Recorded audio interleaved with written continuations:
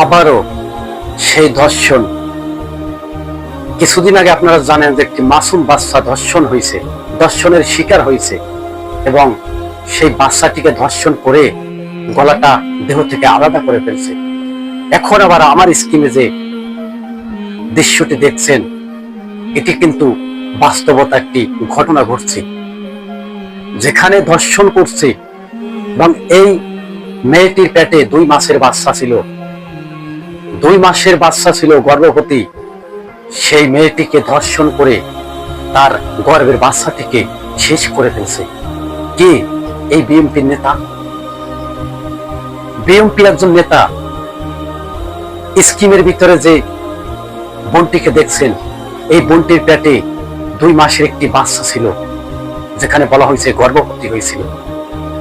সেই বোনটির গর্ভবতী যে বাচ্চাটা ছিল, সেই বাচ্চাটিকে ধর্ষণ করে মেরে ফেলছে।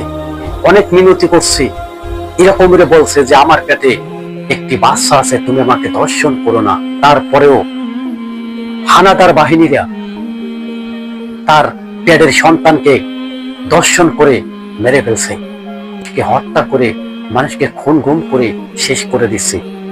আজকে বাংলাদেশ সরকারকে স্পষ্ট বলবো, ধর্ষণ বন্ধ করার দায়িত্ব কিন্তু আপনার কাঁধে নিতে হবে। আপনি যদি এই ধর্ষণের একটি বিচার যদি এই বাংলার জমিনে করে দেখান, ধর্ষণ কমে যাবে।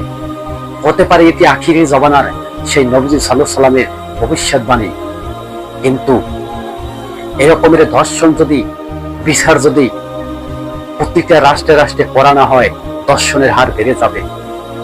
ভাবুন তো, আজকে যদি একজন সচিবালয় একজন নেতার মেয়ের সাথে যদি এরকমের ঘটনা ঘটতো, সচিবালয় সেই নেতা কি চুপ থাকতে পারতো? ওই নেতা নিজেই ফাঁসির আদেশ দিয়ে দিত। আজকে কেন সাধারণ মানুষ বিচার পাইতে আসে না? জবাব চায় সাধারণ মানুষ, কেন বিচার পাইতে আসে না? ধর্ষণের বিচার করতে আপনাদের সমস্যা কি? ধর্ষণের বিচার করতে আবার আইন লাগে নাকি? কিসের আইন?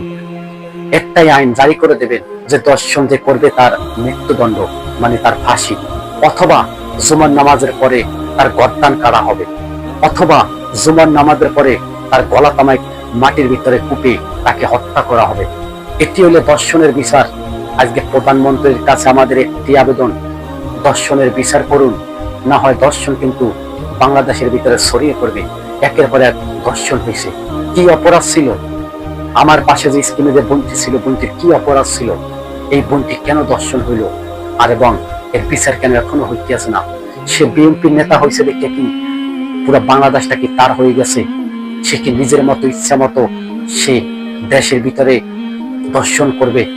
তাই বলবো, আপনার নেতা কর্মী হোক, যারই নেতা কর্মী হোক এবং যেই হোক না কেন, ধর্ষণের বিচার মৃত্যুদণ্ড, এটি আইনটা চালু করুন। আপনারা তো কেউ আজ পর্যন্ত বাংলাদেশের ভিতরে একটা কোরআনের আইন চালু করতে পারেন নাই। এই আইনটা অথবা চালু করুন যে ধর্ষণ করলে ধর্ষণকারীর মৃত্যুদণ্ড, তো বাংলাদেশ শান্ত হয়ে যায়। দর্শক, ভিডিওটা বিদ্যুতের গতিতে শেয়ার করে দিন, যাতে এই ভিডিওটা প্রধানমন্ত্রীর কাছে গিয়ে পৌঁছায়, যাতে এই ভিডিওটা দেখে প্রধানমন্ত্রী ধর্ষণকারীদেরকে ধরে আনে শাস্তির ব্যবস্থা করে। আজকে ভিডিওটা ইন্টারনেট শেষ করব। ভালো থাকবেন।